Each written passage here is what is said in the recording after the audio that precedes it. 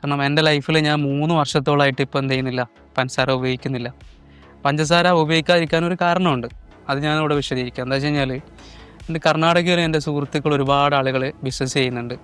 അപ്പോൾ അതുമായി ബന്ധപ്പെട്ടിട്ട് ഞാൻ അവരുടെ അടുത്ത് പോകുന്ന സമയത്ത് കുറച്ച് ദൂരെ ഒരു സ്ഥലത്തേക്ക് നമ്മൾ എന്ത് ചെയ്തു, വേറൊരു ബിസിനസ് സ്ഥാപനത്തിലേക്ക് കാണാൻ വേണ്ടിയിട്ട് പോയിക്കൊണ്ടിരിക്കുകയാണ്. വല്ലാത്തൊരു ദുർഗന്ധം ആ ഏരിയയിൽ ഇങ്ങനെ വരുന്നത്, ഒരു ഗ്രാമപ്രദേശമാണ്. അപ്പോൾ ആ ദുർഗന്ധം ഇങ്ങനെ ഉണ്ടായപ്പോൾ ഞാൻ ചോദിച്ചു, ഇതെന്താണ് ഈ നാട്ടിൽ മുഴുവൻ ഒരു ദുർഗന്ധം എന്ന് ചോദിച്ചപ്പോൾ അവർ പറഞ്ഞത് ഈ ഏരിയയിൽ പഞ്ചസാര ഫാക്ടറി ഉണ്ടെന്ന്. അപ്പോൾ ഞാൻ പറഞ്ഞു, പഞ്ചസാര, നമ്മൾ കാണുന്ന പഞ്ചസാര എന്ത് രസമുള്ള പഞ്ചസാരയാണ്, വെളുത്തിട്ട് നല്ല രസമുള്ള. അപ്പോൾ ഇതെന്തിനത് സ്മെല്ലടിക്കണം എത്ര കാര്യം ദൂരെ. അപ്പോൾ പറഞ്ഞു, നമുക്ക് ആ ഫാക്ടറി ഒന്ന് പോയി കാണാമല്ലോ എന്ന് പറഞ്ഞു. അങ്ങനെ ഞങ്ങൾ പോയിട്ട് ആ ഫാക്ടറിൻ്റെ ഏരിയകളും ആ ഫാക്ടറിൻ്റെ കാര്യങ്ങളൊക്കെ കണ്ടു. അപ്പോൾ അവിടുന്ന് മനസ്സിലാക്കാൻ സാധിച്ചത് എന്താ വെച്ച് കഴിഞ്ഞാൽ, പഞ്ചസാര നമ്മൾ കാണുന്ന ആ രൂപത്തിലല്ല ആക്ച്വലി ഉള്ളത്. അതൊരു കറുത്ത രൂപത്തിലാണ്, അതിന് ഷേപ്പ് വരുത്താൻ വേണ്ടിയിട്ട് എല്ലുപൊടി ഉപയോഗിക്കുന്നു എന്ന് അവിടുന്ന് അറിയാനിടയായി. ആ ഒരു രാസവസ്തുവാണ് യഥാർത്ഥത്തിൽ. കാരണം എല്ല് നമുക്കറിയാം, മണ്ണിൽ പോലും അലിയാൻ വേണ്ടിയിട്ട് എത്രയോ വർഷങ്ങൾ എടുക്കും എന്നുള്ളതാണ് നമുക്ക് അറിയാവുന്നതാണ്.